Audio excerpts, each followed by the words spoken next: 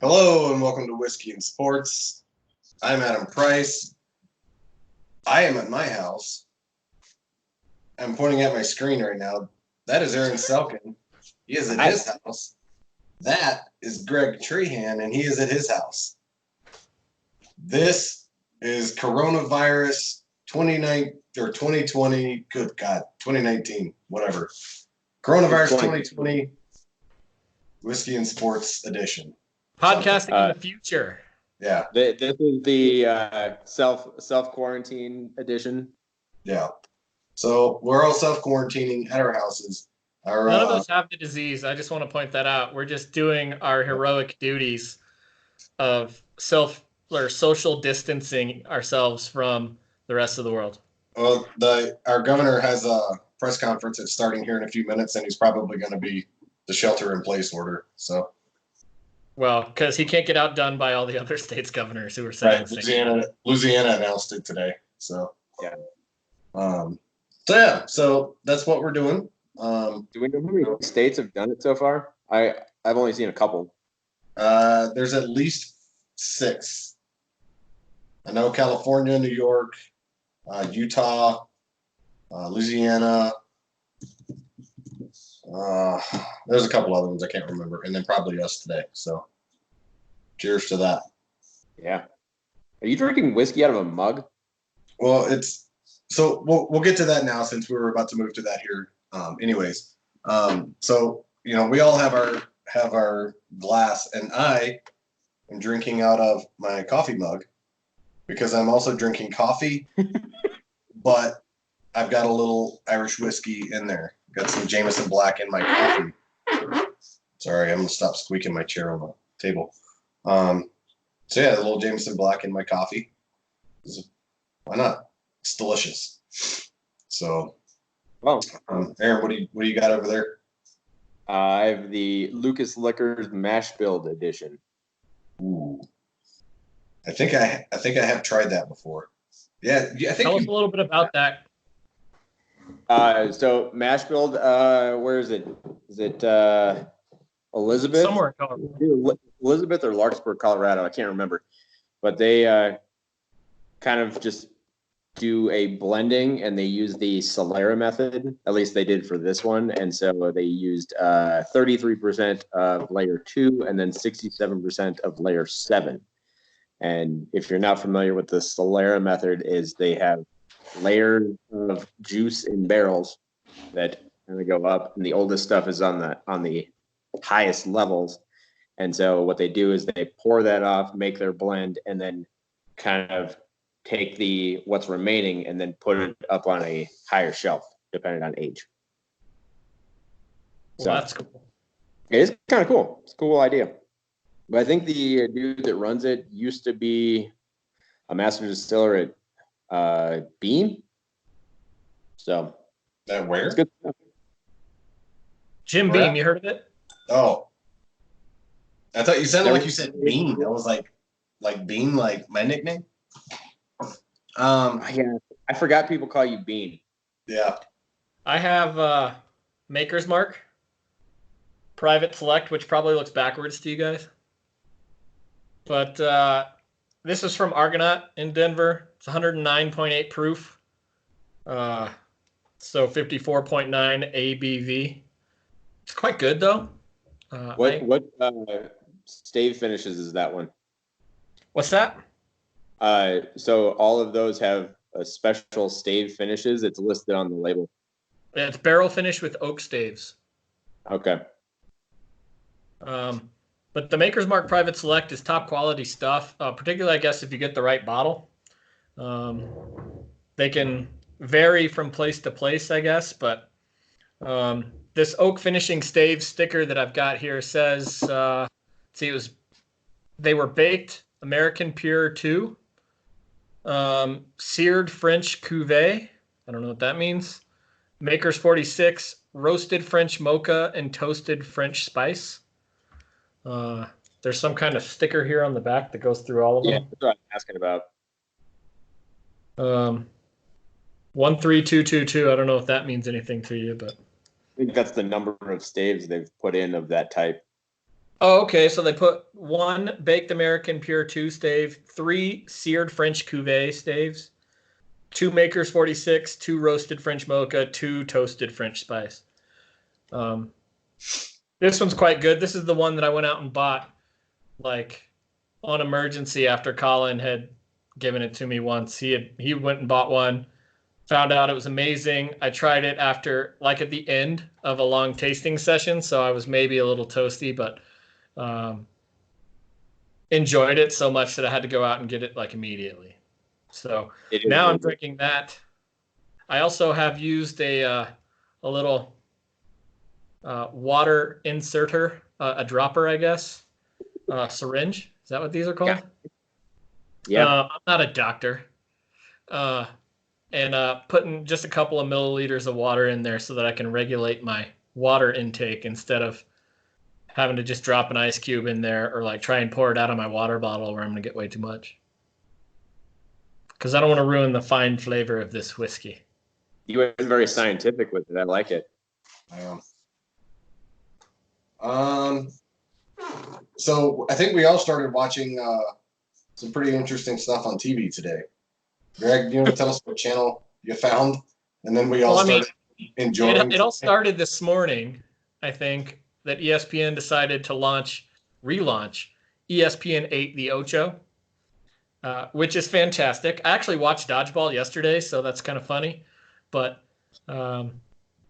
being inside and not leaving the house ever at all for any reason whatsoever for the last week or whatever, it gives me a lot of things to do that involve my television, and that's about it. And my baby, I guess. So it's like if the baby cries, then I have to deal with that, or I'm watching television. So I'm watching movies, we're watching all that stuff. Well, ESPN 8, The Ocho was on this morning, and I went through kind of like a murderer's row of almost sports today. It's a good description. Almost. If it's almost a sport, we're covering it. Uh-huh. I think definitely my favorite highlight of the day, outside of the unintentional comedy level of the cherry pit spitting competition, Was good? I missed that. Oh yeah, some dude hucked one like 58 feet. I mean, it's quite a feat. I mean, it was impressive. It's also another thing that men are better at than women somehow. I don't know. The women just didn't have the spitting capabilities of men. I don't know if it's a genetic thing or if I'm being sexist or whatever, but in this competition. What's that? Capacity, maybe? Yeah, maybe. Yeah, lung capacity. But anyway, the other highlight was Joe Tessitore from 2006. Yes. Doing the arm wrestling competition with a guy who I'm pretty sure is like a local alcoholic in Las Vegas or Atlantic City, or I think it was Atlantic City, the Mohegan Sun or something. But Joe Tessitore, who now does Monday Night Football, doing something that's so ridiculous as arm wrestling competitions and taking it so seriously and being pretty much the same human being that he is now, was hilarious to me. Did anybody go over the top or flip the switch on their hat? No, well, I mean, there's this one dude who was like the greatest champion of all time back then from Utah, who was pretty low key, but he was just dominating everybody. It was like everybody else just came to compete for second place. So it was a little, I mean, there were a couple of one guy kept starting too quickly and got disqualified for fouls, and he was moving his elbow up. I mean, it was exciting stuff, but I mean, not quite as exciting as the European tram drivers competition. That was the most enthralling for me. That was so damn funny. I was captivated by the tram driving championship. I mean, their ability to get so close to objects and stop right before they hit it, it was unreal. My favorite. They also did bowling. They used the train for hitting a ball into bowling pins and knocking them over, and then having to stop the train before the train hit the bowling pin. So, yeah, it was thrilling. I mean, it's a little bit sad that we only got the European competition. It would have been really nice to see the worldwide competition in that. I agree. Maybe they could add it as an Olympic sport. What was it actually European? I thought it was just Brussels because they all had Brussels on their. No, it was European. The Brussels team won. Stockholm won in 2018. Oh, okay. Yeah. But no, there were people competing from every major city across Europe. Yeah. All I saw on the colored shirts was Brussels, so I thought they were all from Brussels. It was held in Brussels also, so Brussels actually defended their home city. Yes. Wouldn't they have ever? Wouldn't they have a distinct advantage though? Well, it's the first time ever that the tram drivers of the host city have ever won the competition. So And it seems like that would be a distinct advantage for you having driven those trains before. Because every city has kind of their own train. Yeah, you think they'd know where the stops are. Right. I don't think you understand what the competition was. All right. Easier. They know all the ins and outs of hitting the brake. Also, Yes. maybe the trains are different. Well, it looks like maybe they have standard size and weight trains across Europe. I don't know. Maybe the designs are different, but they all seem to handle it just fine. I have no idea. No. I feel like I need to share this with you guys.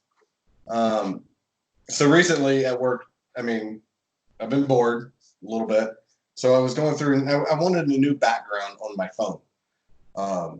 It's been a while since I changed my background. I was tired of looking at it, and I decided to go with a tribute to Harambe.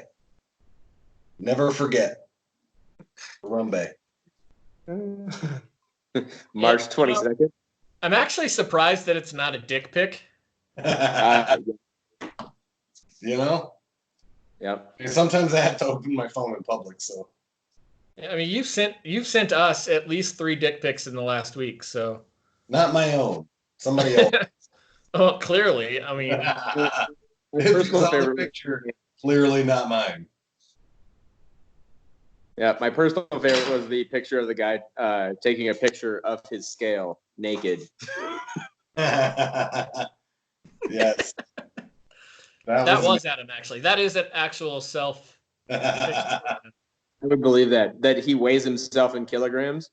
Yes. So And he has the tiniest wiener of all time. What little goat? That one was pretty good. So enough about dicks. Let's talk about. First time I've ever heard Adam say that. I know, right? So, I mean, the whole purpose of this podcast so far is going to be talking about NFL free agency. Yeah, mostly because that's the only thing there is to talk about right now. Because everything is shut down. They've shut down hockey, they've shut down basketball, they've shut down baseball, soccer, you name it. It's closed for the foreseeable future. The only sport really where anything major is happening is the NFL. There are Mexican soccer games and rugby, but I don't know anything about either of those. So I think Mexico has also shut down their soccer now too. Oh, yeah. Did they? I believe they are. I saw this a couple days ago. So I don't know. So where do you guys want to start? Do you want to start just going team by team and talk about some of their signings thus far in free agency? Yes, sir. Well, in no particular order, but maybe alphabetical. Let's start with the Arizona Cardinals. Let's do. Sounds good to me. Let's go with one of the guys some of the people that they kept around. You want me to share my screen? I've got it pulled up on mine. I don't know if Might as well pull it up. I can see it. Yeah. So we start with Kenyon Drake and Larry Fitzgerald. They had him on the team. They re-signed him. Do you guys like the fact that they kept both of those on the team? Yeah. Aaron, do you know what the transition tag is? I'm trying to remember. I think it's that you can hold the player, but other teams can also make an offer, if I remember right. Here, let me see if I can look it up quick. I see a link here. Well, I know he signed it. Yeah. And also, I guess Kenyon Drake is now going to count $8.4 million against their cap. Mm. And doesn't it allow, like, if they – isn't it kind of like the putting a round tag on somebody? So, like, if somebody signs them away, they get, like, a second-round pick or something? No, that's the tender. So you can put a second round or a first round tender on a guy. But the transition tag's a little bit different. Anyway, Yeah, I don't can't know. How do remember you feel about $8.4 million for Kenyon Drake this year? how much was it. 8.4. Not terrible. Probably more than Kenyon Drake is worth, but he played pretty good the last, 6 games of the season? Yeah, he was definitely better than David Johnson was in that system. Yeah. Okay, so here's what the transition tag is. It's basically, it makes a player like a restricted free agent, basically. It guarantees the original club first right of refusal to match any offer the player may make with another team. Interesting. So it's Whatever kind of his sick. tag was, he signed it. So he's going to get $8.4 million with Arizona this year, and then it would be next year then that he's basically a restricted free agent. Okay. So then next year they could put a round tag on him if they wanted to. Well, they get first right to match whatever any Yeah. team offers them, and I'm not sure there's a round tender that's even involved with that because of the transition tag. Right. Yeah, I mean, it basically takes a unrestricted free agent and makes them a restricted free agent. It's kind of the way that I read that. Interesting. Because with the restricted free agent, another team can make an offer, but that their original team has the right to try and match that. Okay. So basically, it makes a unrestricted a restricted, and they only get just like the franchise tag, they only get one per year. So I want to talk like about DeAndre Hopkins here, but I don't want to talk about the Texans yet because I have a feeling we're all going to crush the Texans. But let's talk about DeAndre Hopkins for Arizona. How awesome is that? So it was DeAndre Hopkins and a 4th round pick that went to Arizona. For David Johnson, a 2020 second round, a 2021 4th rounder, and that's it. Yeah. Yep. That is a huge upgrade for Arizona. I'm pretty certain Arizona dunked all over him on this. I can't. Hopkins in that offense with oh my God, why can't I think of their quarterback? Kyler Murray. Kyler Murray, there you go. Yeah, throwing the ball downfield because he throws a nice deep ball and he loves to throw it into 50-50 coverage. So, I mean, that's a perfect fit for him. Yeah, I would 100% agree. I think DeAndre Hopkins is going to have a huge year. Yeah, I mean, one, it's a throwing offense there. They don't want to run the ball all that much anyway. But now they have DeAndre Hopkins and Larry Fitzgerald. Fitzgerald will probably take more of a backseat this year than even he did last year, but you can bet he's going to come up in some big situations. They still have a bunch of young receivers there that are really good. Yep. Trent Shearfield, Andy Isabella. Andy Isabella's good. Those are.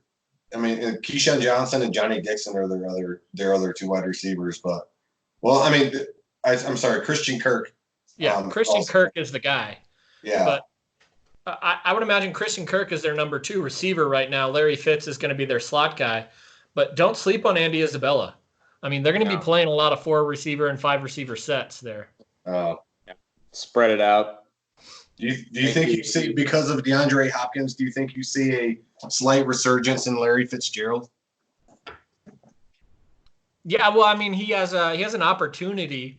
I don't necessarily think that he, has any. Well, I mean, he's not going to get double teamed, Larry Fitz. I don't think he was last year though either. He's still the same guy that he was last year, where he's going to come and he's going to make some big plays occasionally. They'll probably look to him a lot on third down.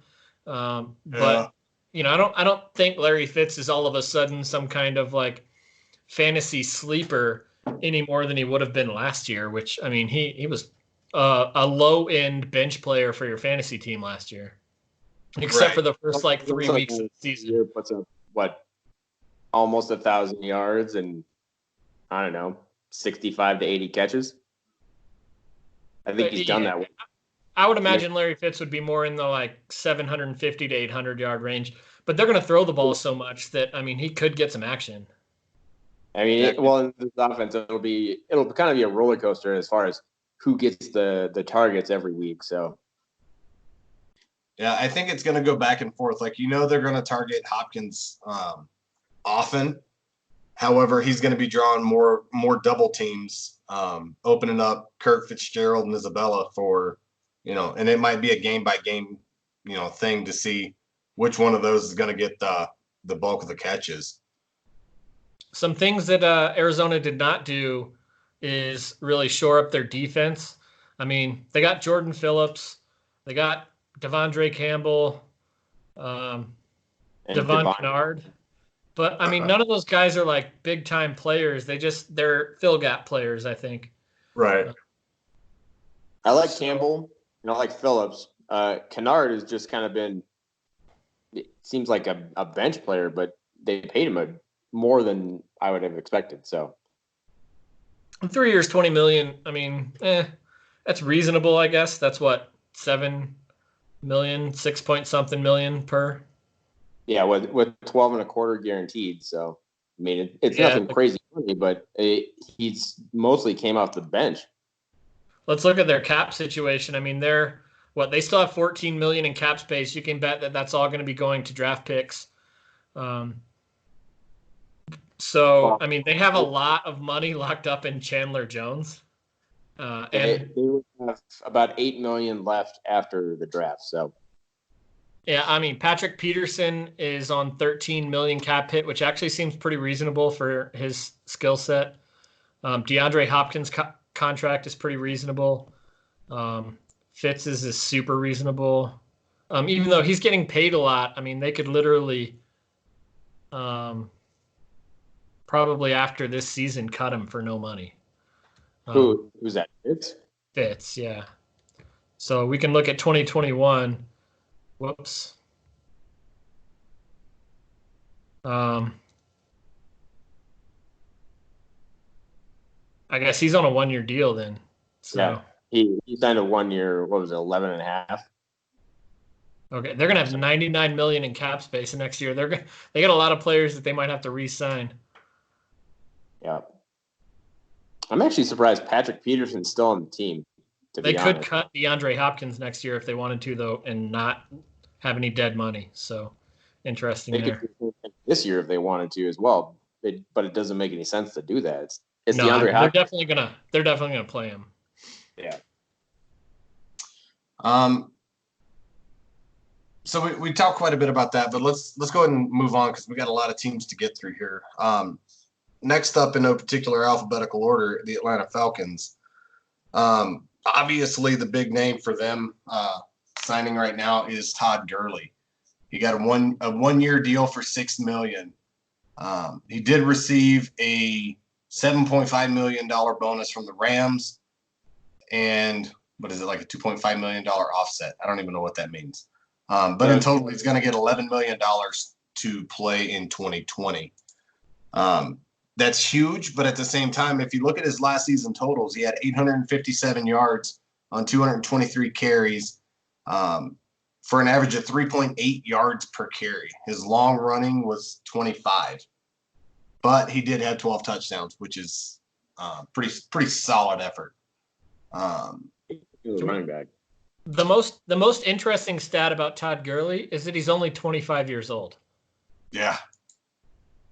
I mean, this guy still has 4 or 5 good years of running back play in him. I mean, we'll say let's change that. He's got 3-4 good years of running back play in him, right, in his prime, and he has had some injury problems and stuff, but It's a really good signing for Atlanta in the sense that, he played at Georgia. He knows the fan base out there. They really love him. He's going to get all the support he wants out there. And they don't have a running back as good as him, so he's going to get the ball.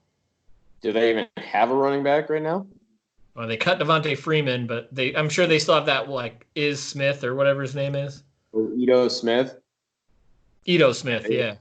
They still need somebody behind Gurley, though, because Gurley can't take as many carries as he has in the past. He kind of proved that this last year. They basically sat him for the first 6 games, playing him sparingly, and then he still broke down by the end of the season.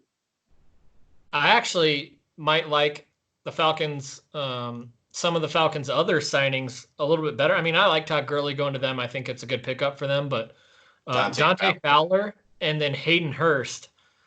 When you lose a guy like Austin Hooper to Cleveland, which I'm sure we'll talk about later, picking up a guy like Hayden Hurst right in behind him is really good pickup, considering we thought Hayden Hurst was going to be like the big pass-catching tight end in Baltimore until Mark Andrews kind of just burst onto the scene and took over that role. But they wanted to use Hayden Hurst more in Baltimore, and they couldn't because Mark Andrews is so good. So now Hayden Hurst is going to go to a situation in Atlanta where he is the pass-catching tight end, and I think he's going to get a lot more looks and a lot more opportunities to make a difference out there. Yeah, totally agree. I think that is exactly where he should have went, because they don't have anybody taking snaps away from him. So perfect fitting. But Dante Fowler, man, they needed an edge rusher. In my opinion, I think they need another one still. But Dante Fowler is a guy. 3 years, $48 million is kind of a steep contract for what he's put out. But I mean, he's had some decent seasons, and he's got the potential there. Atlanta's all in too because they have no cap space whatsoever. Yeah. What do they got? Like $6 million, maybe? Two and a half. So they got enough to maybe sign their draft picks, and that's about all they can play with now. Yeah. Adam Schefter is super proud of his tweet of Atlanta's got 10 first-round draft picks in their offensive starting lineup right now, which is pretty impressive. I mean, everybody on their offensive line, their top 2 receivers, their running back, their quarterback, and their tight end were all first-round draft picks. Yeah. Yep. It's an interesting stat, but it's kind of at the same time, who gives a shit? Tom Brady was a 6th-round pick, and look what he's done with his career. So never heard of him. No idea who that is. No. Yeah, it's news to me. Yeah. So Falcons also picked up Tyler. Is that how you say it? Tyler Davison? Yeah. Okay. I mean, we don't need to talk about guys that we have no idea who they are. Yeah. I don't even know how to say his name properly. So let's move on to Baltimore. Michael Brockers, Calais Campbell, Matt Juden, and Matt Skura Jihad Ward. Obviously the big name you hear on that list is Calais Campbell. Trade with the Jacksonville Jaguars in exchange for a 5th-round pick, finalizing a 2-year, $27 million deal, which will include $20 million guaranteed. Steal. Yeah, absolute steal.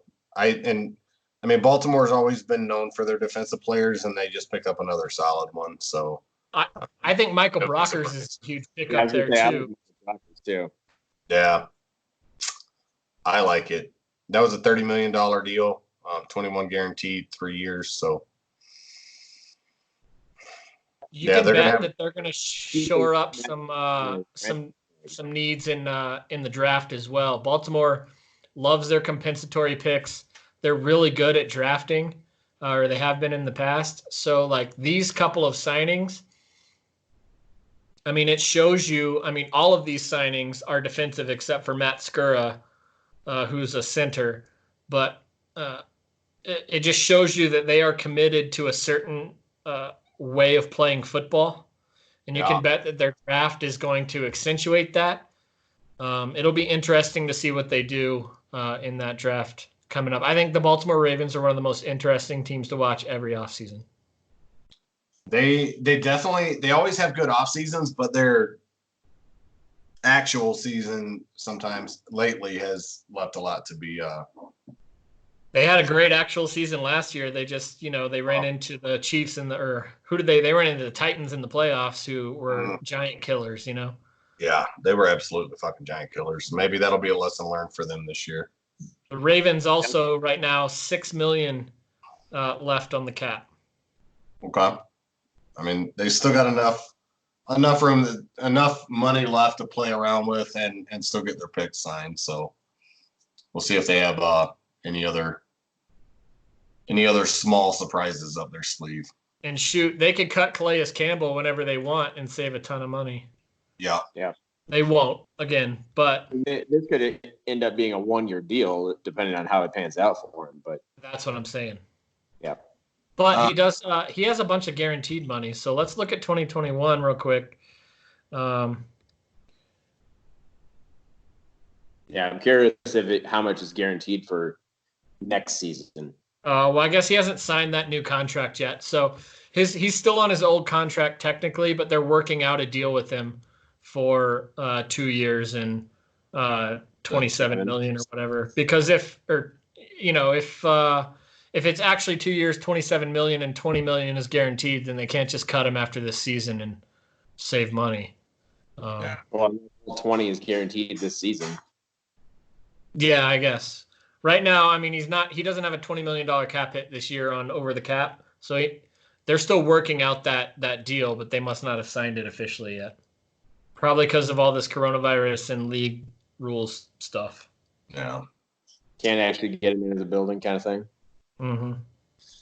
I would like to move on though, because I would like to talk about a team that it's going to make Aaron sad, but they made a monster move this offseason. The Buffalo Bills.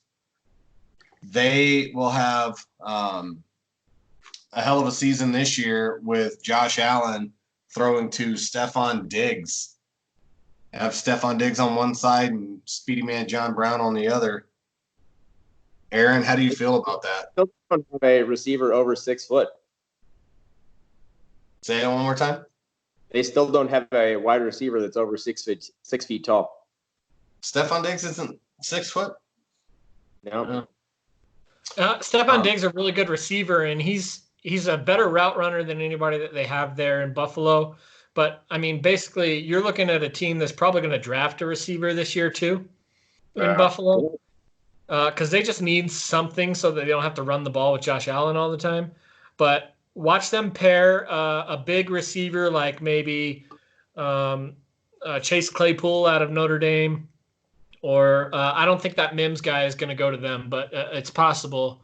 But watch them pair a guy like that with Steph Diggs, and then they have Cole Beasley running the slot. It's going to start to look like a real dangerous offense out there in Buffalo. Especially without without having the Patriots in the division, that's going to open that division up. Or not having the Patriots, not having Tom Brady on the Patriots. I think that's going to help open up that division a little bit and maybe get some fresh blood flowing through there. So they can open up that pass game. They can kind of feed Devin Singletary a little more. He could have a good year. He looked really good this last year, and then with a few more carries and no Frank Gore stealing the snaps from him, he could be real good. Picking up Josh Norman for the Bills as well on a 1-year, $6 million contract with a maximum of $8 million with incentives. That's a huge steal as well. Even if you think Josh Norman is a little bit past his prime, that guy is going to bring an attitude and a swagger to the team that's a little bit, undervalued out there. The guy is still a good player, and if you just wanted an extra corner, I mean, he's going. They already have 2 good corners with Tre'Davious White and whoever the other corner is that they have out there. He's also good, but you put Josh Norman in there and let him play, in nickel situations or something like that. You got a real player. That could be a big time move for them. I don't know that Josh Norman has ever played nickel corner, but I think that he would actually be really good at it because of his length. He's not real fast anymore, but on this team, he wouldn't have to go up against the number one every week. So, I mean, that would be the perfect situation for him. So, yeah, I like this deal actually. Or you're looking at Josh Norman as maybe the kind of guy who goes and guards the tight end when he comes out and on third downs and stuff like that. And for that kind of role, I think Josh Norman is a really good pickup. Yeah, saves you a linebacker in coverage. Yep, I agree. Yeah. Addison, they added a bunch of players on the defensive line too. So, I mean, they already had a good defensive line, and they are massively improved. They basically took the good players from the Panthers and put them on their defensive line. Mario Addison and Vernon Butler. So, well, let's talk about that Panthers team next because I have some things to say about their offseason. Yeah, they picked up a couple backs in Kyle Allen and Teddy Bridgewater, and then the big man Russell Okung. Greg, what are your thoughts? What are you super excited about with this offseason? Well, I'm not excited about it. I don't think that they're having a really great offseason. I think them picking up Teddy Bridgewater is fine. I mean, they clearly wanted to move on from Cam Newton. And if that's what you wanted to do, then Teddy Bridgewater is about as good as they were going to get. I mean, at least they didn't go out and pick up Jameis Winston. Right. And Teddy Bridgewater coming from an offense like the Saints, where he got to learn for a year or two under that offense and knowing all about the short dump off pass to Alvin Kamara and things like that, that's going to work really well in Carolina with a guy like Christian McCaffrey. So that's a good move. I think Russell Okung is fine. He's a little bit past his prime as well, and this is like his fifth team in 4 years. So, he's a really smart guy, and he's like one of the players' reps for the union and stuff. But there's something there that teams don't like if he keeps getting moved around. They've made some offensive line moves, which they needed. However, they signed 2 receivers, Pharaoh Cooper and Seth Roberts, which I don't understand because I don't think that they needed that, especially with the wide receiver group coming out in the draft this year, unless they just don't have that many picks. They definitely need a receiver, but these guys aren't going to be all that helpful. Well, I mean, they have DJ Moore, and they have they need something behind DJ Moore. The only other receiver they use is Curtis Samuel, but he's a running back.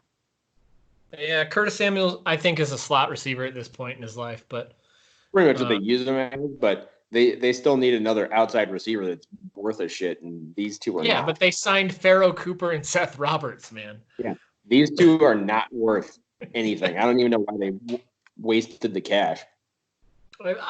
I feel like the Panthers are in the middle of a rebuild here. I wouldn't be surprised to see him trade somebody like Christian McCaffrey. They have no cap space hardly whatsoever. But none of the moves that they've made here outside of the Teddy Bridgewater move show me any sign that they have an intent to compete this year. Signing a new coach and then bringing on,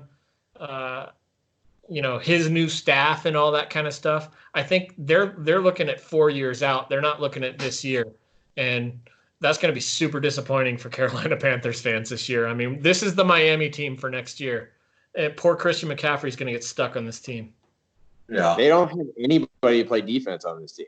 They don't even have – their entire defensive line is on different teams. Yeah, I haven't seen anything that they've done this year that's been or this off season that's been super impressive that makes me think that they're going to make any more of a splash than they've made in previous years. Like they're going to finish with the same kind of like 8-8, maybe 9-7 record. They would be lucky to get 8 wins. Oh yeah, no way they're getting 8. Yeah. You're saying 6-10. I would guess they maybe get 6 wins, which is super depressing for a team that's got Christian McCaffrey. But, I mean, Stephen Weatherly is their biggest defensive signing, and he was a rotational player on the defensive end for the Vikings. All right. So I'm going to move, by the way, guys, to E.H. Taylor. Sorry if you saw me standing up there and stuff. I'm going to go to E.H. Taylor. Pulled it off of the pyramid behind me. the whiskey shrine, the Church of Jack Daniels or whatever. Church of Chargo. What's up? Are we going to the bank? Yeah. This is the downside to talking on cameras. It's hard to know when somebody else is talking, and then we all just sit and stare at each other trying to figure it out. Forgive us for the quality, but we have no choice. The government is forcing us to podcast like this. Right. So we're going to move on really quick. Speaking of quarterback changes, and talk about the Chicago Bears. The Bears acquired Nick Foles in a trade. They also picked up Jimmy Graham. They re-signed Danny Trevathan, who I love. Because he's a former Bronco? Yeah. I mean, I liked him when he was a Bronco, and I liked him. I like watching him play. Dude's a savage back there. For a guy his size, he's a hard hitter. Yeah. So I think he's been overpaid for the last 5 years, but yes, I think he's a good linebacker. Well, his 3-year extensions were 21.75. So, which I guess that isn't too bad. Yeah, right. $7 million a year is pretty solid for a player of his quality.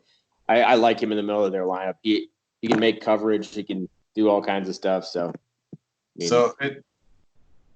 the max value on the contract is $24 million. So with incentives and stuff, he can earn $8 million a year, which I think is pretty fair for Danny Trevathan. Outside of the Danny Trevathan deal, though, the Bears GM has no fucking idea what he's doing. No. Jimmy Graham, 2 years, $16 million is a terrible deal with $9 million guaranteed. That just means you're paying him $1 million next year after you cut him this year. Yeah. Robert Quinn, I think, is fine, but Robert Quinn for 5 years, $70 million with $30 million guaranteed is ridiculous.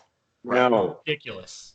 That is a stupid signing. This guy can't cover anybody. Also, say what you want about Nick Foles, but I would have rather had Andy Dalton or Cam Newton if I was a Chicago Bear. Yeah. I'm not. Why are you signing people from the defensive backfield of the Steelers this last year? It doesn't make any sense. Why? Yeah, I don't get it. So I mean that alone. But you're right. With Jimmy Graham making $16 million, dumb. Do you want to know another thing that's kind of making the Bears look dumb now?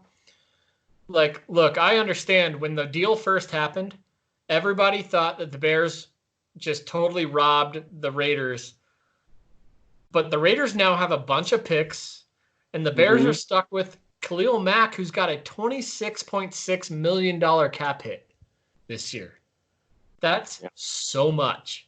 Yes. Right? And they can't cut him right now. They still have a ton of dead money that would be on that deal. The Nick Foles contract, they're taking on $15 million of Nick Foles, which is fine, I guess, whatever. But I feel like you could have gotten a better quarterback for that deal. Nick Foles didn't do anything last year. Granted, he was hurt, but I don't think he's a good quarterback. Does he move in and take over from Mitch Trubisky, or he's better than Mitch Trubisky?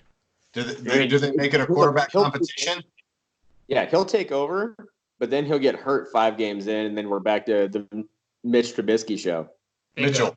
You can't call him Mitch. It's Mitchell. I'm calling him Mitch all fucking day. He sucks. I'll call him whatever the fuck I want to. Amen, Aaron. The Jimmy Graham thing. I can't get off this because this is a team that has 9 tight ends currently. Why? They signed a dead guy for $8 million a year. Yeah, but they already have 9 tight ends. Why? You gotta seriously tell me fucking why. Why do they have another one? What was the point? I no idea. And their tight ends, it's not like, like Trey Burton was okay. Adam Shaheen was okay. There's no reason to go bring in an okay Jimmy Graham and overpay the fuck out of him. So Trey Burton is good, man. Like, if you can't make Trey Burton look good, then you're not doing something right. Adam Shaheen has all the physical tools necessary to be good, but he's apparently not. I've watched football before, and I've seen him play, and he's not great. But, he should be. He has all those physical tools. What are you going to do with Jimmy Graham, the corpse of Jimmy Graham? What are you going to do with that guy next year? It's because he has Mitch Trubisky throwing happening to him in his entire career. That's why he sucks. Facts. All right. Fair point. All right. Are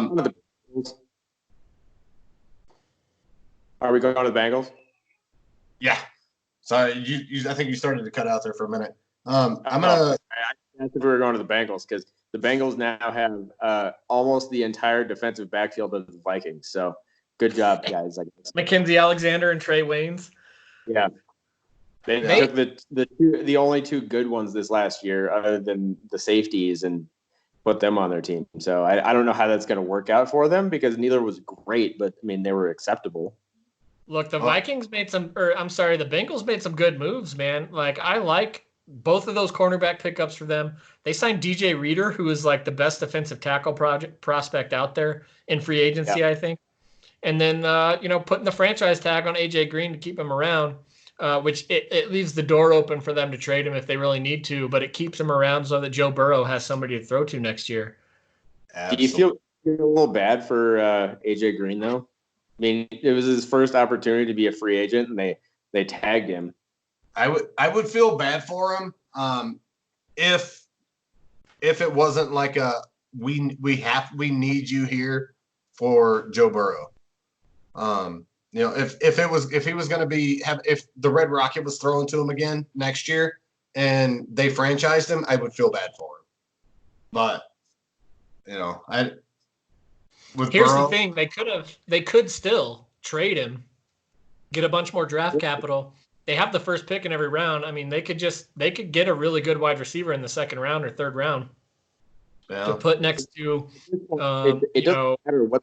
Even if they draft Joe Burrow, they still need somebody to protect Joe Burrow so he's not sitting on his ass all the time. And they didn't do any of that. There's nobody on the offensive line in their free agent class. No, but they could still sign some people, draft some people. I think the Bengals, they aren't going to make the playoffs this year or anything like that with a rookie quarterback and all that. But look, they're like a year and maybe 2 years out from being really good, I think. And AJ Green might not be a part of that in 2 years, but like they're a year or two away from being a pretty good team, I think. Yeah, you guys finished talking about Cincinnati. I'm gonna go toss a whiz. No, you guys just talked over each other for that entire time. So Aaron, say what you were saying.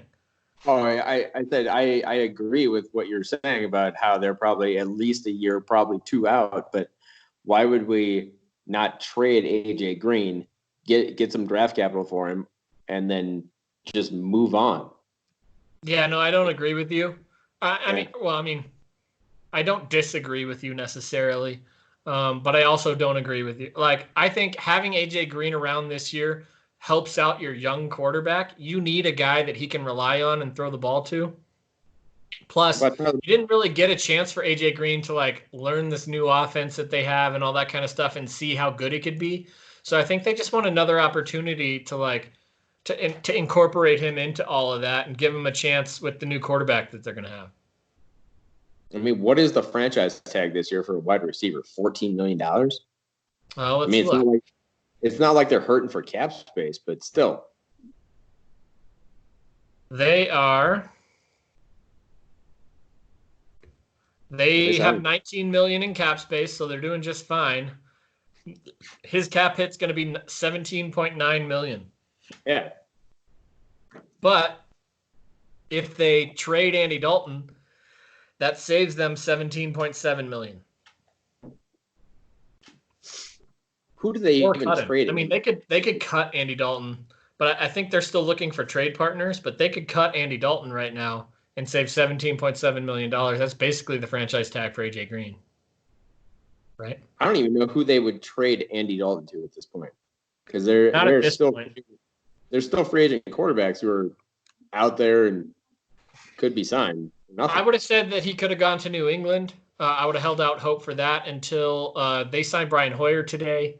It looks like New England is just going to roll. They have no cap space either, but they're just going to roll with Stidham and Hoyer and suck this year. But yeah, I mean, Dalton could still go somewhere, I reckon. I mean, there's got to be a team out there that still needs a quarter, like Miami, maybe, if they don't get the quarterback they want in the draft. I think Miami takes Jameis, but Oh, really? Yeah.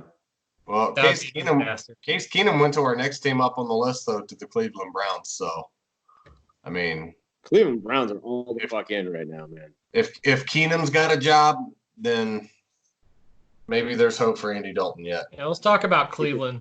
Yeah, let's. Because Keenum is $6 million though. Case Keenum is $6 million for the next 3 years. That's why he's on this team. He's only making $10 million guaranteed. Yeah. I mean, he's a backup option, so they gotta have somebody as a backup, I guess.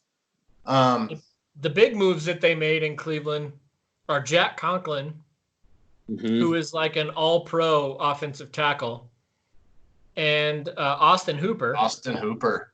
Who has a chance to be a really good tight end in this offense. I mean, coming from Aaron should know this. His former offensive coordinator or whatever is now the head coach of the Cleveland Browns. Yep. And he played a lot of 2 tight end sets, and those 2 tight ends now are going to be Austin Hooper and David Njoku. Njoku's been really poor over the course of his career so far, but having less attention on him because of Austin Hooper, who was really good, should help him out, right? I'm actually surprised they haven't traded Njoku yet, but I'm not sure why they are even keeping him around, but I mean, they added safety, they kept Kareem Hunt. Jack Conklin on the deal he's on is amazing. He's only making $30 million guaranteed, so that's a similar deal. One of the places on their defense they were super weak last year was at safety, and they picked up Carl Joseph and Andrew Sendejo to cover that void this year. And those are 2 pretty good signings. I mean, those are solid players. They're not superstars, but they're solid players. Yeah, they could definitely hit that role and do just fine. I even like Kevin Johnson. I think he is severely underrated as a cornerback, mostly because he's been injured, but I really like him. I liked him when he played for the Texans. So here's the thing with Cleveland: they still have $48 million in cap space. They have tons of money left. So a watch for them to make another big move, because I know that their GM, can't remember his name, the guy who used to be in Kansas City or whatever. He doesn't like to mess around. He doesn't like to leave resources unused. I think there's a big signing still coming. You could look at somebody like Jadeveon Clowney maybe. Think of Clowney and Myles Garrett opposite each other. Oh, God. One guy hitting the quarterback, the other guy hitting him with his helmet. Like, one guy trying to tackle him, the other guy trying to murder him. Yeah. Why not? All right. Let's keep this thing rolling. Dallas Cowboys are up next. I mean, there's not really a whole lot. They had a lot of activity and some signings and stuff, but other than the franchise tag on Dak Prescott, they re-signed Amari Cooper to a 5-year, $100 million deal, $60 million guaranteed. $40 million of that is at signing. So I mean, that was a huge deal for Amari Cooper. But other than that, I mean, they picked up Gerald McCoy, 3-year, $18.3 million deal. That's a sleeper pick. Yeah. So, I'm Clinton Dix. Okay. He's a good player. He's okay. I mean, it's a 1-year deal, $4 million, 2.5 guaranteed. It's a good prove it deal. Yeah. So nothing overly exciting with the Dallas Cowboys. Anything specific you guys want to point out, or you feel like you think we can just move on from them? I mean, we pretty much hit it. I mean, they had to keep a wide receiver. They got Amari Cooper, so they were always going to sign Cooper to a huge deal. The problem with their offseason is what to do with Dak Prescott. They had to place the franchise tag on him. The fact that they put the exclusive tag on him shows me that they want to re-sign him to a huge contract. I just don't think that they know what that number is, or maybe they've offered some numbers to him and they're having problems with the year. They want 5 years. He wants 4 years. He wants it to line up with a time in his career where if he hits the free agent market, he gets like a mega contract, like the biggest contract in all of sports or something like that. And they want to go another year past like when maybe, Pat Mahomes' next contract is going to be or whatever it's going to be. So there's some kind of the discussion there between Dak and the Cowboys is super interesting. I think we should keep an eye on it. They still have $24 million in cap space somehow or something like that. So that too. Like, I don't know how they have all this cap space. But they've made some very Dallas Cowboys signings here. They lost Bryce Jones. They didn't really replace him, but you can bet they'll draft a corner. So, all right. I'm going to plan B. Let's move on to Greg and I's obvious favorite, the Denver Broncos. They have made a couple big name signings. They have Jarrell Casey and Melvin Gordon incoming, and they placed the franchise tag on Justin Simmons. You didn't even mention AJ Bouye. No. Oh, sorry. I was already looking at Jarrell Casey, and I missed AJ Bouye. So a lot of they're putting together a team, like a real team. Not just They clearly want to compete this year and not wait a couple of years, which I think is a good thing. I actually really like the Broncos offseason so far. You can say what you want about the Melvin Gordon deal. Like Barnwell roasted it because Gordon's only had one good year in 5, according to Barnwell. I disagree with that a little bit. I think Melvin Gordon has shown a propensity to get into the end zone, which is something the Broncos need. He's not going to necessarily be the only running back in Denver. They have Philip Lindsay there, and they like him a lot. So they're going to still use that guy. It's not going to be a Melvin Gordon on first and second down and Philip Lindsay thing on third down the way it was in San Diego back in the day when it was Gordon and Eckler. So you can imagine that Gordon's going to get a smaller role than he had with the Chargers, but a 2-year, $16 million deal with $13.5 million guaranteed is not a massive commitment for a team with the amount of cap space that the Broncos have. So, I think it's a really good deal for them. I 100% have a feeling that Aaron is going to disagree with me on that. But I think you had Royce Freeman here. I'm sorry. What do they do with Royce Freeman?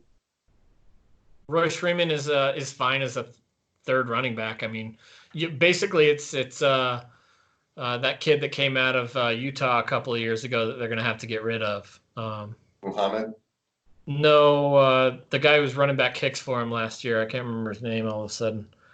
I know who you're talking about. I can't remember what his name is, but he's been our third down back for a little while. But anyway, that guy's he's on the chopping block. They could address other things they needed with that money, but I mean, it's not a terrible deal. It's just not something I think they needed.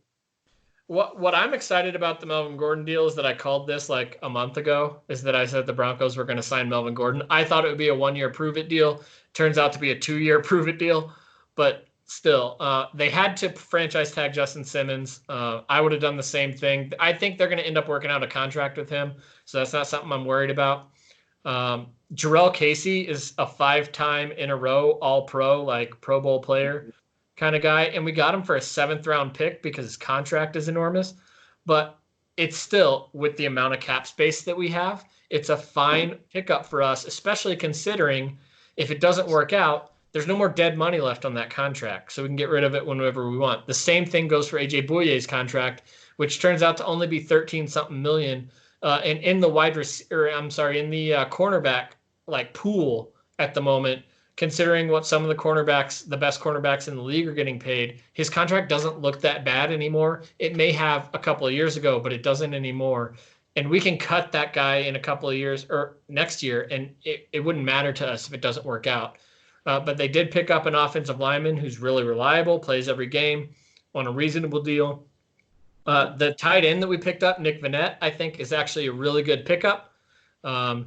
People seem to really like that deal. I know a little bit about Nick Vannett. I think He's probably the second best. He's probably the second best tight end on the team automatically when he comes in behind Noah Fant. So, well, and he's also a better blocker than Fant. But Fant came out of Iowa. Fant's a good blocker, man. He's okay. What is Vanette's deal? It just says 2 years. It doesn't say how much cash it's for. It's not a heavy deal. I wouldn't expect it to be, but I mean, yeah, Nick Vanette is a good all around. Who's that kid you guys picked up? Nick Vanette counts 2.1 roughly against the cap this year. Yeah, that's not bad. Who's that guy you guys drafted from Michigan a couple years ago who's hurt all the time? Jeff Hireman? No, he's thinking about Jake Butt. There you go. Yeah. Hireman is probably going to be our third tight end, but Butt, I think, is probably off the team at this point. Yeah, Vanette kind of reminds me of a light version of Jake Butt, but Jake Butt had a lot of potential, but he just got hurt too often, and his career ended because of that. Does Fumagalli get dropped? Fumagalli might as well become an offensive lineman at this point. The Broncos still have $27 million in cap space. They could make one more move and still have enough to sign all of their draft picks and all that kind of stuff and some free space. Cutting Joe Flacco really helped. I think the Broncos are having one of the better off seasons out of the league. Aaron, it'd be super interesting to hear somebody who's unbiased speak about the Broncos off season, but I think that they're having a really good one. So I think they are overpaying AJ Bouye. I get that you guys like that. I think they could have kept Chris Harris because I wanted to say his deal is like $6.5 million for the next 2 years. So I mean, they could have saved money and kept their 4th round pick if they would have just signed him. Melvin Gordon, he's a nice upgrade in your running back backfield, but he wasn't a necessary signing. You guys got Phillip Lindsay, who's really good and can be an every down back. He's just not a big guy. So, I mean, you definitely do need a secondary, and you had Royce Freeman to kind of fill that hammer role, which is pretty much what you needed. To me, objectively, Melvin Gordon is better than Royce Freeman. He definitely is, but is he worth the extra $8 million that it costs to play him? When you have as much money as we do, and it's only a 2-year deal, I don't see it being a bad deal. You could have used that money to make moves on your offensive line, though. I still think there's an offensive line move coming, though, is what I'm saying. $27 million still. There's still some decent offensive tackles out there, and in the draft, we could make some moves. Most of the ones who are the top-end offensive linemen who are left are gone, though, or who were free agents are gone. So, I mean, you're pretty much saddled with – I'm looking through the list here real quick. Who are the top offensive linemen even remaining? Yeah, name the top 4 offensive linemen remaining, and they're all better than Garrett Bowles. Yeah. So, and speaking of that, they could have traded Garrett Bowles for, I don't know, what was it, a 6th round pick that the Chargers traded? Sorry, Aaron, you're not allowed to trade to the XFL, though. The Chargers or the XFL? No, well, the only teams that would take Garrett Bowles at this point are in the XFL. That guy sucks. Yeah. Right now, the top remaining tackles are DeMar Dotson, Cordy Glenn, Jason Peters, and Tyson Bradlow. No way. Yeah. So, like I said, most of the good ones are gone. Guards and centers are James Hurst, Josh Klein, Ronald Leary, and Daryl Williams. Didn't you guys have Ronald Leary last year? Yeah, we got rid of him, and we basically picked up Graham Glasgow to replace him. Yeah, that's what I thought. But look, in the draft, even if we don't get one of the top 3 offensive tackles, because they're going to go in the top 10, I think there's still a good opportunity for us to get a decent offensive tackle in the 2nd round. All the mock drafts I've been looking at say the Broncos are going to select Ruggs. But they do have a lot of draft capital. Maybe they swap up into the top 10 and take somebody like Tristan Wirfs or something like that and solidify that offensive line. Good. They very well could. I mean, the Broncos have like 13 picks. Yeah, there's a bunch of picks, but I mean I think Ruggs is a waste of a pick that high at 15. Totally agree. Totally agree with you on that. But all the experts are saying the Broncos are going to take him. I think it would be a waste of a pick at 15, but whatever. Why would you take your number 2 receiver with your 15th pick overall? But I mean, you keep being you, John Elway. I'm not going to get mad at the Broncos for something they haven't done yet. So, so I know. In the interest of time, it's based on history.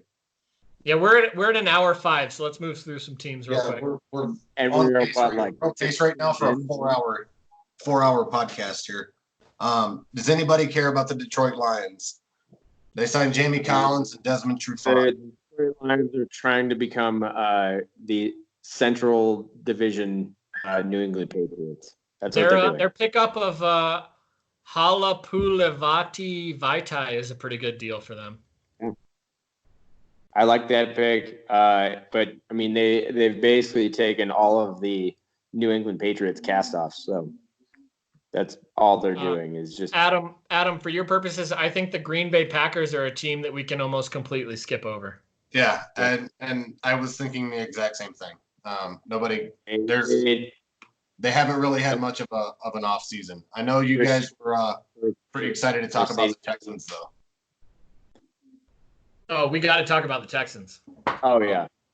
Okay, you guys work on hashing out what we got about the Texans and how disastrous their decisions have been this offseason. Aaron, I was going to let you go first, but if you want me to take it. I mean, okay, let's start with wide receivers. So they decided to trade their best wide receiver, and then their immediate move after is let's pick up Randall Cobb on a 3-year, $27 million deal. Why? Are you fucking kidding me? But yeah, Randall Cobb is definitely going to replace that. And then we're just going to keep Darren Fells around. But who else is going to catch passes? I have no idea. They kept Randall, or they signed Randall Cobb for $9 million a year with $18 million guaranteed. For what reason? What has this guy done in the last 3 years? He sucks. And that's to replace the best receiver in the league. Yeah, he was the 3rd wide receiver on the Dallas Cowboys last year. And they signed him for $9 million. 9. What are they thinking? No idea. Plus, at corner, they signed Bradley Roby to a 3-year, $36 million deal. I guarantee you Bradley Roby is not that good. They're going to regret that contract. Bradley Roby is fine, but he is not that good. He's not $13 million a year for the next 3 years. Or what, $12 million a year for the next 3 years, kind of good. He's not that good. No. He's maybe $28 million for the next 3 years. Good, but maybe. Still, maybe. I mean, that would be top end for me, but that's pretty much all they did was Vernon Hargreaves was probably a good pickup, but he flunked out of the Bucks? Yeah. They cut him last year for being shitty. So look, what do you think about David Johnson? I think there's definitely potential for him to come back. He's definitely better than Carlos Hyde. So if he can stay healthy and actually play, I think there's definitely an upside to this David Johnson being on the team. It's not, I would rather have David Johnson or DeAndre Hopkins. I would definitely rather have Hopkins on this team, but if you have to fill a role somewhere, why not have David Johnson, who was a low value player, which I would have thought they would have got a better deal for DeAndre Hopkins based on what the Vikings got for Stephon Diggs. So I don't know. I don't think it's worth it, but he can be a player on this team. So the Texans have no idea what they're doing. I think we can leave it at that. Yeah, it's because they're letting their head coach run the entire team into the fucking ground. Yeah, and they think that he's Bill Belichick, or he thinks he's that. And it's very clear that he's not. You getting rid of a guy like Hopkins for whatever reason is ridiculous. and it was a horrible trade for them. Even if David Johnson makes the Pro Bowl this year, it's going to be a bad trade. You ought to be thinking about how you can help out your quarterback Deshaun Watson, and by having your number one receiver be Will Fuller, who is hurt 80% of the time, is not the way to do that. No, not at all. The only way I can see this being a possible gain is if they draft high on wide receiver and he hits. I mean, that's the only way. Like if they get Denzel Mims in the second round or something. I think Greg said it best. Like this offseason, they have no idea what they're doing, and it's gonna go south for them real quick this year. I think we can move on to the Indianapolis Colts. I think the only thing really worth talking about there is Phillip Rivers' 1-year deal for $25 million. You're gonna ignore DeForest Buckner? Thank you. Why? Why are you ignoring DeForest Buckner? Okay, they got DeForest Buckner and Phillip Rivers. Man, do you think Phillip Rivers makes them better this year? I mean, he can't be worse than Jacoby Brissett. I think it's a good deal. It's a good deal for the Colts. It's a 1-year deal. So if it doesn't work out, whatever, they're probably going to draft a quarterback too at some point in the draft this year. So, or maybe they're looking to next year, but I mean, they're definitely, they don't think Phillip Rivers is their long-term quarterback, which is a smart move. He's a good quarterback. He probably fits that Frank Reich system really well. I'm just glad he's not in with the Chargers anymore because I hate that guy's fucking guts. Yeah. So real quick on DeForest Buckner, they did trade their first-round pick, the number 13 overall pick for 2020 for him, and then they're working on a massive extension for him, looking at $21 million a season. Do you think that was a smart move or too much to pay? I mean, they have shit tons of cap space, so why not spend it on DeForest Buckner? Yeah, I mean, $21 million a year is a lot for a defensive tackle, but if it's got to be a defensive tackle that you're going to spend $21 million a year on, it might as well be DeForest Buckner. And to be honest, I mean, you're not going to get a better defensive player at 13 than that guy, so trading that pick doesn't really seem that bad to me. And I'm in agreement with Aaron here that if you have that much cap space, I mean, why not? I mean, I can't argue against it. So, also they Anthony Costanzo, who is by probably pretty close the top offensive tackle available there. So, yeah, we were kind of looking past that, but they kept him around to keep Phillip Rivers clean. So, going Blantons. Going with the Blantons. All right. I'll be right back. I gotta go grab my phone charger. All right. So where are we at here? We're at Jacksonville now? I mean, looking at the list, there's not really. Joe Schobert's a big pickup for them. Yeah. The fact that they're trying to keep Yannick Ngakoue is a good move for them. Jacksonville, though, I mean, they historically have no idea what they're doing in free agency or in any way, shape, or form.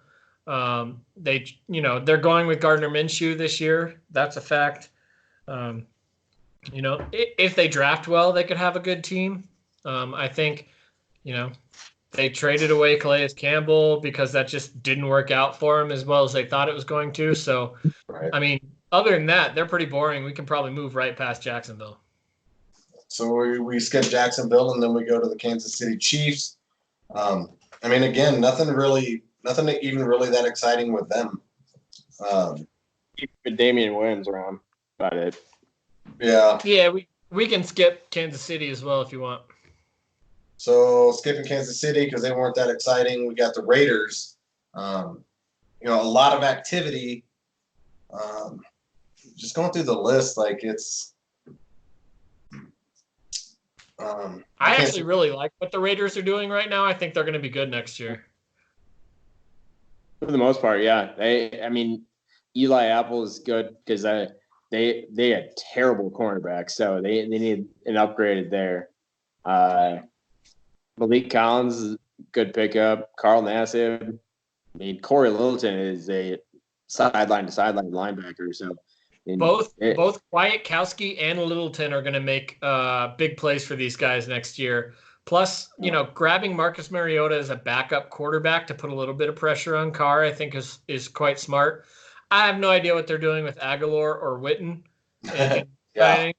But it's a total John Gruden move of let's pick up particularly the Witten thing. Let's pick up an old veteran who can help out in the locker room kind of thing, and who's going to be able to teach our younger tight ends like Waller, some of the ins and outs. I think he really just picked up Jason Witten to teach Waller how to be a tight end. That's what I think. The guy's got such physical talent. He just wants Jason Witten to mentor him. He's basically a pads.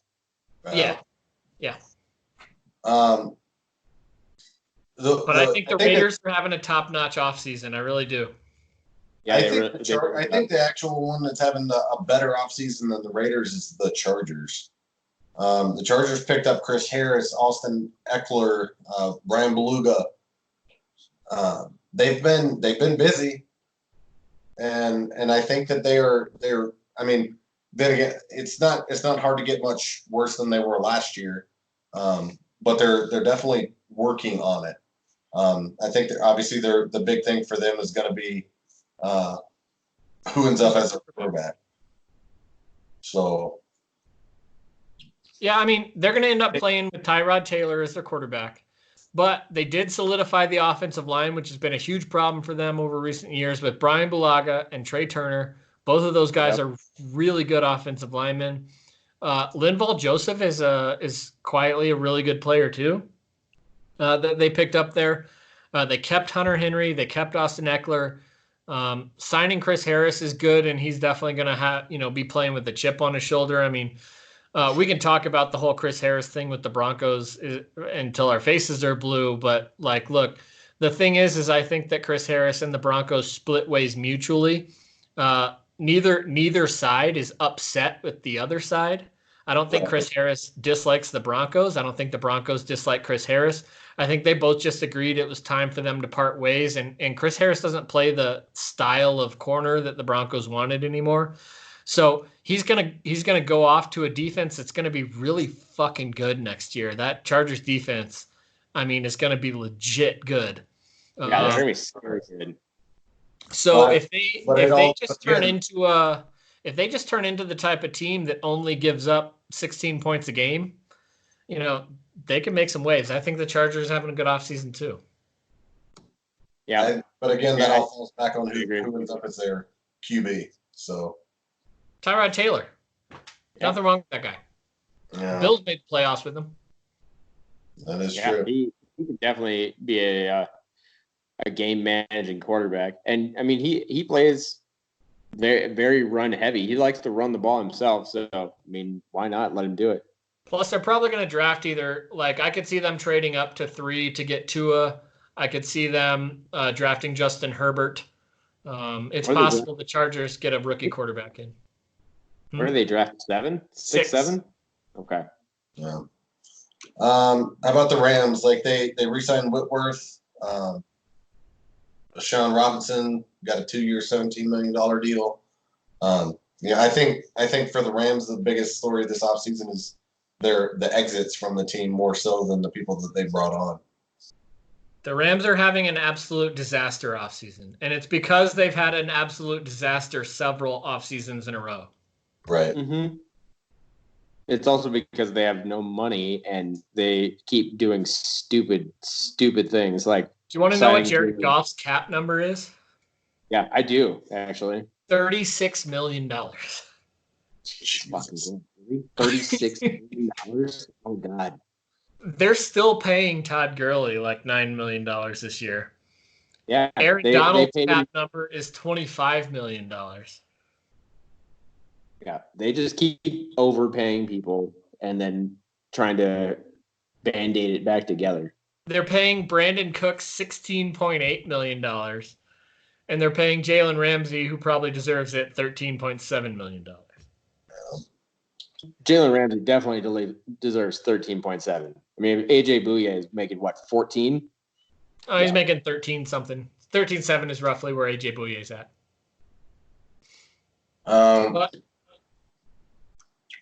What do you think about for the Dolphins? You got Byron Jones signed a 5-year, $82 million contract. That's huge. Huge. Very huge. Looking at that contract makes the AJ Bouye contract look a lot better. That's what I was saying earlier. I don't know. I like Byron Jones a lot.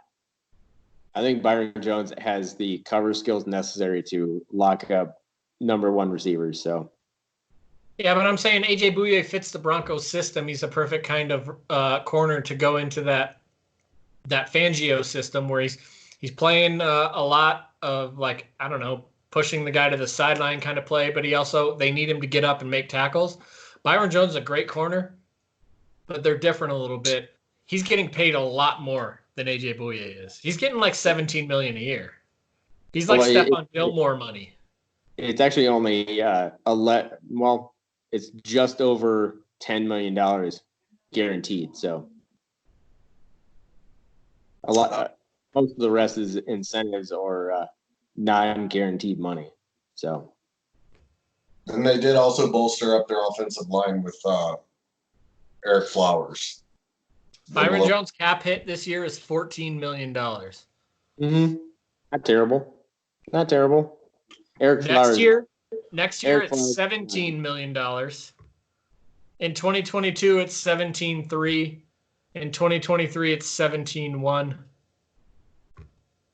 And a lot of that is guaranteed, man. Yeah. Like I said, $54.5 million guaranteed. Is only guaranteed. But I mean, Eric Flowers, you're saying they signed him. He's been a bust since he came into the league. I don't think that's a horrible deal. Horrible deal. I don't think. Yeah. I don't even know who Ted Karras is. What do you think about Jordan Howard, Aaron? I think that's actually pretty good. They needed a running back. They still needed another one. I don't know who else they could get, but let me see who the free agent running backs available are. The Dolphins have a ton of cap space too. Yeah. They're still at $39.9 million free in cap space. There's some decent running backs left available. Devonta Freeman, Carlos Hyde. I think Devonta Freeman is a real option. I think Carlos Hyde will probably end up staying in Houston or something. But like Devonta Freeman's an option, but I think they could also be looking at the draft here. Miami is another team that's like looking a couple of years out. They know they're still not going to be good this year. No. I was going to say let's move on to the Vikings, but does anybody really care about the Vikings? Oh, wait, Aaron does. Oh. They didn't really do anything that's worth noting other than free agent or franchise tag Anthony Harris. It's kind of it. Michael Pierce he's all right. He locks up the middle, but I think I would actually rather have Linval Joseph on his contract. So. Tell us everything all of your feels about the Vikings offseason so far. I hate it so much that they traded Stephon Diggs. I can't even stand it. It made me hurt inside a little bit. I think I sent you guys the GIF of Will Ferrell in Anchorman fighting himself in the phone booth. That's how much I hate. Kirk Cousins' contract. Horrible contract or most horrible contract of all time? It's not great, but it did free up some cap space for him, I guess. But I still hate it because I don't want Kirk Cousins around anymore. They basically can't cut him like ever because he's worth so much guaranteed money. Yeah. That's your quarterback for the next like 4 years. Do not like. Worst Vikings offseason ever, according to Aaron. Would you rather have Rick Spielman or John Elway as your GM? Ooh, solid toss up at this point. Can I say neither? Is neither an option? I think John Elway's having a really good offseason. I would rather have you. UIG. Thank you, Aaron. I accept. Greg as the GM of the Vikings. And when do I get my first paycheck? As soon as you do better than them. Should take about 5 minutes. Patriots offseason. I mean, I think all we need to really say about that is Tom Brady is no longer a Patriot. Well, they did franchise tag Joe Tooney, and I think that they're probably going to trade him at some point. Yeah, more than likely. Would make somehow. Okay, so Slater. somehow the team that everybody thinks is so much smarter than everybody else has no cap space whatsoever and just lost their quarterback and is going to suck next year. The team that everybody thinks is so smart is going to roll into next season with either Jared Stidham or Brian Hoyer. They're probably going to go like 7-9, and they have no cap space. Which is going to be the best thing ever. I'm very curious how P. Yum deals with this, with them sucking next year. Yeah, P. Yum's going to have a tough one. He's already trying to mitigate it, trust me. I've had these conversations. Have no doubt.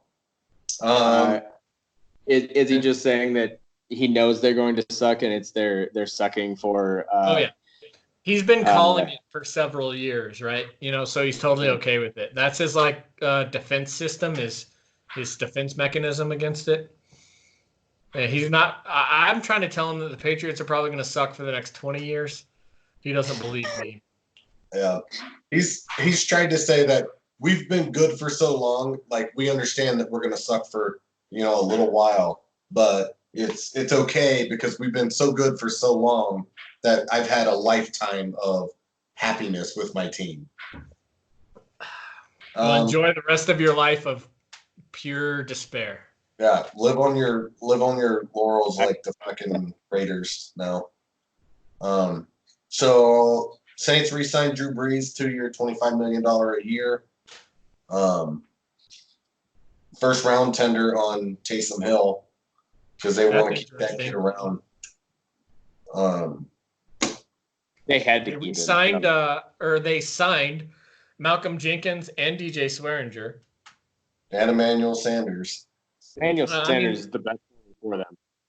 Yeah. I mean, that Emmanuel Sanders contract is actually pretty good. And to pick up Emmanuel Sanders and add him to that offense is pretty awesome for them. But it's not like – I don't think Emmanuel Sanders is going to be like some fantasy sleeper next year or anything like that. He's just a guy in their offense. But it's definitely – it makes their offense a little bit better. It's just that how good is Drew Brees still? And he also draws coverage away from Michael Thomas, which is the entire thing they needed. So see, I don't think that Emmanuel Sanders is going to draw any coverage away from Michael Thomas. It's going to be up to Emmanuel Sanders to just catch passes when he's wide open. But Michael Thomas, you still have to double team that guy. He caught the most passes in the history of the league last year. Well, and if they don't, then he's still just the best secondary receiver I think they've had in the entire 3 years Michael Thomas has been there. So facts. I mean, could be dangerous. The Giants, they sucked last year. They're going to suck again this year. They're not having like a spectacular offseason. I see nothing of note that I need to talk about with the Giants. I disagree. I actually think they have improved greatly on defense. James Bradbury, I like a lot. Blake Martinez does nothing but tackle. I think that's a bust. For $10 million a season, that's not terrible for your middle linebacker. I think they're going to be super disappointed with Blake Martinez in New York. They're going to expect things that he is not capable of, and he was a product of a specific system in Green Bay. If you ask a Green Bay fan, I'll bet you that they would tell you they don't like Blake Martinez all that much, and they're not that sad that he left. So that's what I think about Blake Martinez. Well, he's definitely not your sideline middle linebacker, but I mean, this dude, he does not miss tackles. That's what he does. Is if he stays in that line range, he's not going to hit the outside and chase somebody down. But if you're going to try and run up the middle, he's going to tackle. Fair point. So he is a run stopper. I also don't really see anything on the Jets that really looks like an impressive contract. I mean, they picked up Connor McGovern, who we here in Denver know fairly well, and yeah, who that is. He's a center. Connor McGovern was a good player and somebody who came through the whole Denver thing and really progressed well over the course of his career, but not well enough that we thought we needed to re-sign him for any reason whatsoever. Right. So nothing really, no spectacular moves for the Jets. They filled maybe some needs. Here's the problem with the Jets is, don't they have like a ton of cap space? Yeah, I think they do. Like the Jets have $36 million still left in cap space. Why are they not making more moves? And if they cut Tremaine Johnson, they'd have $11 million more. Yep. Yeah. I mean, somebody up there's not playing very smart, because with that kind of cap space, they could have made some big moves. Yeah, weird. The Jets are not making good moves. Yeah, nobody thinks that's weird. What was the meme that you sent that Adam Gase was the first person to get coronavirus? Yeah. And it was the picture of his face with those big old bug eyes like he was on shrooms. It was amazing. Eagles. I mean, Will Parks. I did like Will Parks. Adam's going to note every Broncos player that goes to another team. He completely ignored Darius Slay, but he wants to mention Will Parks. I was going down the list, and Darius Slay, dumb bastard. Darius Slay are the best moves. So the rest of it is just there. Quarterback Nate Sudfeld. Look, who the fuck is that? The Eagles have done fine. Like Javon Hargrave is a good nose tackle, and Jatavis Brown is relatively solid. But they signed 2 safeties to replace the one place that they needed with Jalen Mills and Will Parks. Will Parks is a good safety who just needed playing time. He couldn't get it in Denver. But Darius Slay might be the best corner in the league that nobody knows about, because he played in Detroit, and Detroit's kind of an afterthought, not just in terms of American cities, but also in terms of sports. But Darius Slay he's the best lockdown corner in the league, and they got him in a good trade. Yeah, I mean, they're going to pay him a lot, but still, they're paying $10 million a season. What, 3 years, $50 million? That's more than 10. But $30 million of that is guaranteed. Okay, so $10 million guaranteed a season. The guy's really good. Darius Slay is a baller. That is dirt cheap for that quality of player. So, yeah. Agreed. Pittsburgh, did they make anything? They picked up Eric Ebron. Needed a little bit of help in the tight end position. Okay, let's talk about only that one deal, that Eric Ebron deal. Aaron, do you like Aaron Ebron going to Pittsburgh? I think it's fine. I don't think it was necessary, but I mean they got a tight end, and I mean they had a couple that they could have filled in there, but I mean he adds a pass catching element to the team. So. Is he better? You like Eric Ebron going to Pittsburgh? I think Vance McDonald was fine. I have no reason to say that they're going to be any better because Ebron went to the Steelers. It's a deal I don't understand. I don't understand why they would make that deal. Right. The guy's been nothing but disappointing his entire career. Right. He had one good year last year when he scored 13 touchdowns, and then after that, or before that, and after that, he's just been fine. But also even last year, that's the only thing he did. He didn't really contribute to the offense in any other way except in the red zone, which I guess is a skill in itself. But it seems like more of an anomaly than a thing that'll happen all the time. Yeah, I mean, I think they were just as good with Vance McDonald. I don't think this changes much. Right. So when we look at San Francisco, they've re-signed 3 players, and they haven't really gone outside the team to make much improvements. They're good re-signings with Jimmy Ward and Eric Armstead. They did sign center Ben Garland. They traded DeForest Buckner too, so they picked up that extra first-round pick. So they have 2 of them now. Yeah. So I think for San Francisco, it's just going to be watching the draft more so than what they've done in free agency. I almost at this point have to trust John Lynch and Kyle Shanahan and what they do, because what they've done in the first 2 years worked like so good that it took them to the Super Bowl. So I almost have to just say, like, I understand what you're doing, and right. Keep doing it. Yeah.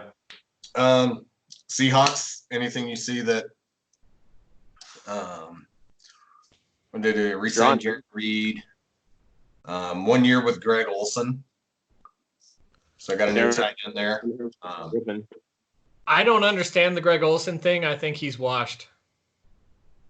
Yeah. Well, they don't use it like more than Jacob Hollister. Why would they bring in a second one?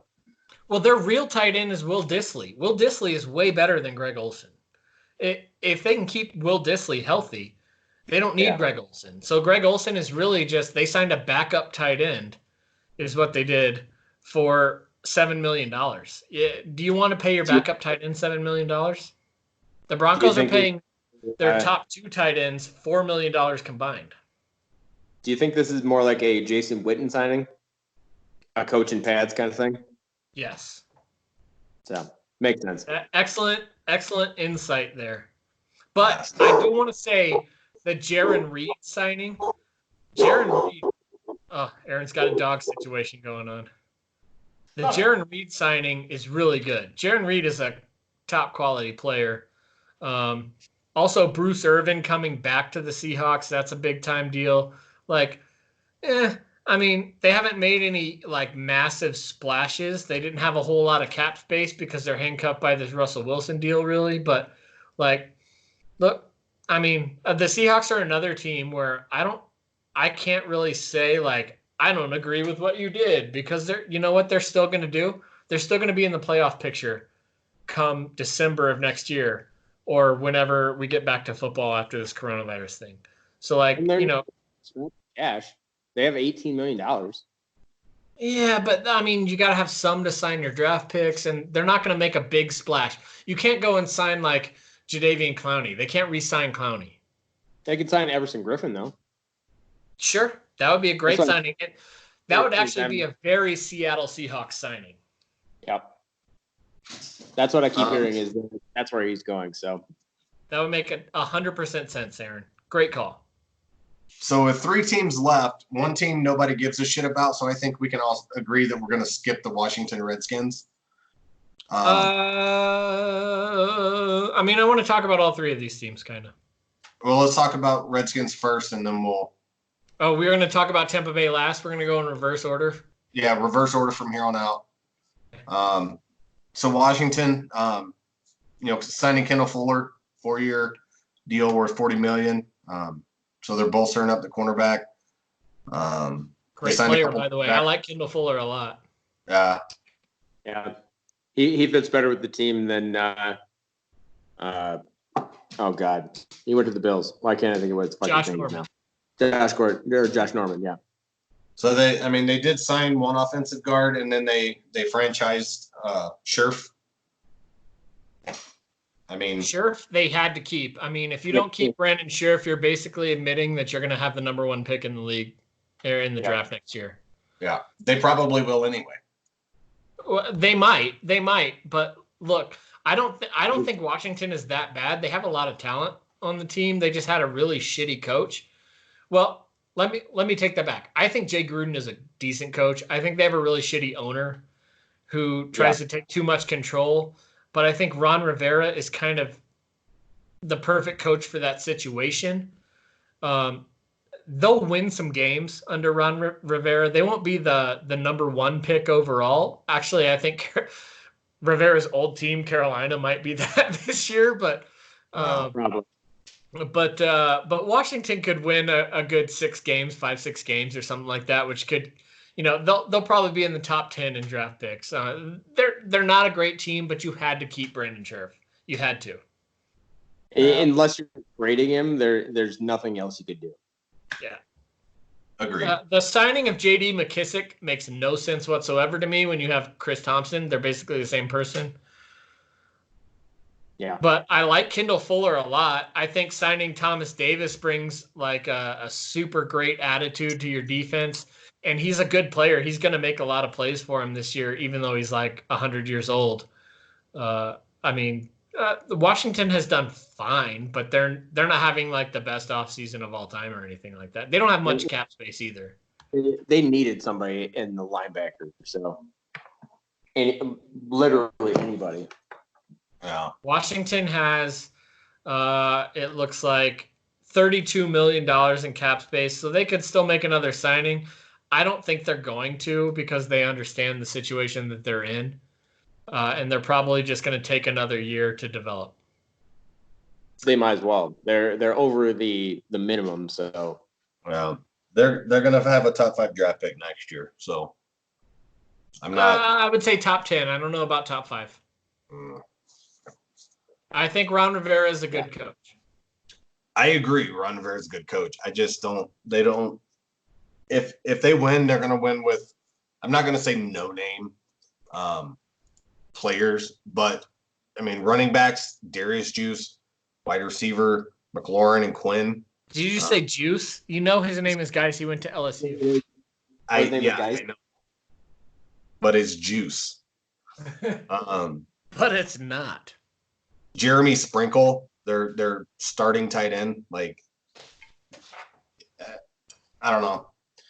We'll see. I mean, maybe they're wrong, but I think they're top. I think they're top 5 for the Angels draft. envy. But I say we want to talk about the Tennessee Titans and their signing of a 4-year, $118 million contract with $62 million guaranteed for Ryan Tannehill. Tannehill had one of those just years. I don't know. Do you think that's a fluke year? Did he pull it out of his ass, or is that going to be a legit thing that he can carry on again? I want Ryan Tannehill's agent to negotiate my next contract with my current employer. I agree. 100%. They'd be like, you know what? He was really bad at his job for all of the years prior to this year, but this year, he had kind of okay. I mean, like, so you should pay him more than everybody else in his profession. Weird. Somebody went away from Adam Gase and was okay at their job. Fair point also, Aaron. I mean, I just don't look, I like to, when I'm assessing a player, I like to look at not what have you done for me lately, but what have you done for me over the course of your career? The way that Barnwell looked at Melvin Gordon, right? Mm-hmm. And if you do that with Ryan Tannehill, it looks really bad, right? It's not good. The only good season he had was last year, and he wasn't good enough to get past the big game. But what quarterback doesn't get paid if it's a contract year after one good year? Nick Foles, Jimmy Garoppolo, like Kirk Cousins.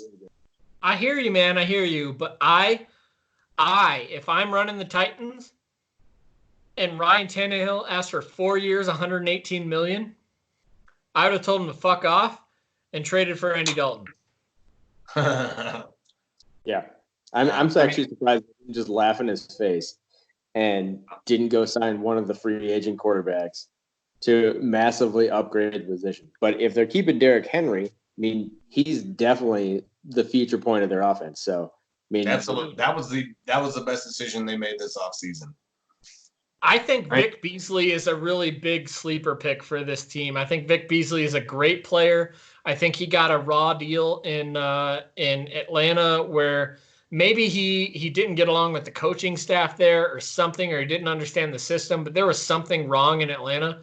But I think Vic Beasley is a really, really good player, and I think he's going to have a really, really good career in Tennessee. He's only on a 1-year deal here, but this is that kind of deal that the Patriots used to make, where they'd sign some guy that everybody else thought was done, and he turned out to like be a defensive player of the year candidate. I think mark my words, Vic Beasley could be a defensive player of the year candidate next year. I don't know if I agree with that, but I think this is a really good signing for them. I mean, he definitely fills a need. And for some reason, I don't understand how Atlanta, every time they go draft a high defensive end or edge pick, they don't work out well in Atlanta, but then they move on and it actually look pretty good. Yeah, look, I'm No, telling but you, Vic Beasley is really freaking good, and I think he's going to have a really good season in Tennessee this year. yeah, yeah, I agree. Do you think Derrick Henry has another year like he did last year? Derrick Henry is a monster, and I've been saying this for 3 years since he came into the league. I don't know why Tennessee didn't use him this way until this particular season, or until 4 games into the season before that, or 4 games left in the season before that. But Derrick Henry is a monster. He's a beast. They should have been giving him the ball since the moment they drafted him. Derrick Henry is amazing. There's no way he's not going to have another good season this year. Like if you want a good fantasy pick Derrick Henry. I don't think it's as good as last year though. They lost Jack Conklin, so that's definitely going to hurt his production. Greg, I will have your tackles though are really about pass protection. It's your guards you really worry about in run game, and their guards are the same. They're going to be fine. I agree, but he definitely prevents that crashing in of the defensive end or outside linebackers. So I don't think it can be the same thing. I mean, it'll still be good, but I don't think it's as good. Fair. Jack Conklin's a great player. No. I think it's time to move on to the team that has made the biggest move, potentially the biggest move this offseason.